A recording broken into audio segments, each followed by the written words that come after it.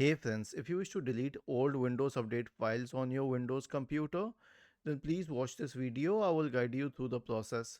Now, instead of simply deleting these files, I will give you a command to reset Windows Update components, which will delete files and also restart the services. Now, the reason that I'm giving all of these commands instead of one is because if you simply delete the files, who would be registering the DLLs, and that can cause problems. So search for command prompt in the Windows search bar and click on run as administrator. Paste the files here and hit enter. This will delete this will stop the service associated with Windows updates. It will delete the Windows update profile. It will delete the software distribution and cat2 folders, which are older Windows update files. Re-register the DLLs, reset WinSock, and then finally restart the services. Was this helpful? If yes, then please subscribe to the channel. If not, then let us know in the comment section of the video on how we could help you further. Thank you for watching this video and have a nice day.